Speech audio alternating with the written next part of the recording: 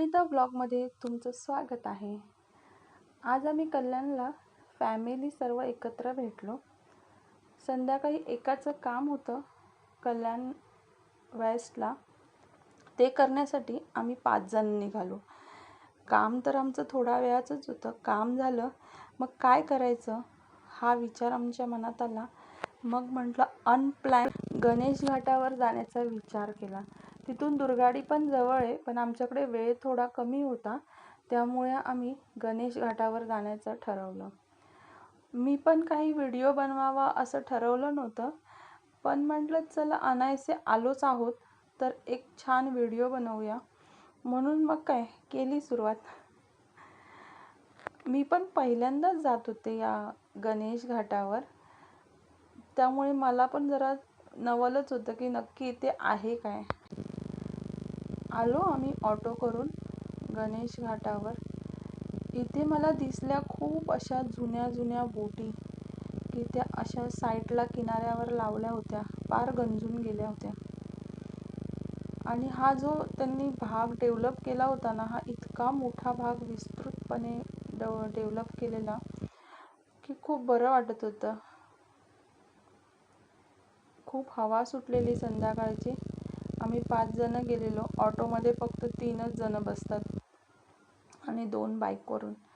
पण कधीतरी असं फॅमिली छोटंसं गेट टुगेदर किंवा छोटीशी अशी तुमच्याच एरियातली ट्रिप असावी। गंमत मस्ती करत करत आम्ही इथे पोचलो। हा वरतून जो ब्रिज जातो तो भिवंडी ला जाणारा आहे। इथे आल्यावर ना कानावर इतका सुंदर आवाज पडला, तो म्हणजे ढोल ताशांचा। ते ढोल ताशे पथक होतं एक आणि ते प्रॅक्टिस करत होते। मे बी मला वाटतं हे गुढीपाडव्याच्या जी फेरी काढतात त्याची प्रॅक्टिस करत होते ढोल ताशाची। इतकं ऐकून छान वाटत होतं खूपच। आम्ही पण तिथेच बघून जरा एन्जॉय करत होतो। ढोल ताशा ऐकायला खरंच खूप छान वाटतं, अंगामध्ये उत्साह संचारतो। तिथे एक घोडा होता, या दोघी त्या घोड्यांची गप्पा मारत होत्या, म्हणजे मी पण।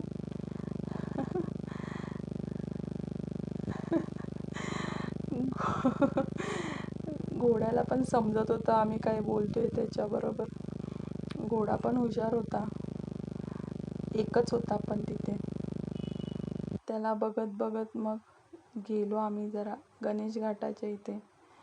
असा सूर्यास्त छान असा हाय बाय बाय। हा जरी गणेश घाट असला तरी माझ्या अंदाजे याला कपल स्पॉट पण म्हणतात, कारण का खूप सारे कपल्स इथे बसलेले असतात। आज आम्ही गेलो तेव्हा एवढं कोणी नव्हतं, पण बसण्यासाठी चांगल्या सोयी पण आहेत, फॅमिलीज पण येतात। खूप छान वाटतं, हवा पण छान सुटलेली। वडापाव, इथे एक वडापावची गाडी होती, एकदम अप्रतिम चविष्ट असा वडापाव होता। मी कधी वडापाव खात नाही, पण खरंच टेस्ट इतकी भारी होती ना। एक बाईट खाल्ल्यावर मग म्हटलं नको आता पूर्णच वडापाव खाऊया, एकदम फ्रेश। जर तुम्ही कधी या गणेश घाटावर आलात तर नक्कीच या अंकलकडनं वडापाव घेऊन खा। हा बघा मी घेतला आणि खाल्ला। मी खरं तर अवॉइडच करते वडापाव खाणं, पण खाल्ला कारण का खरंच खूप टेस्टी वडापाव होता।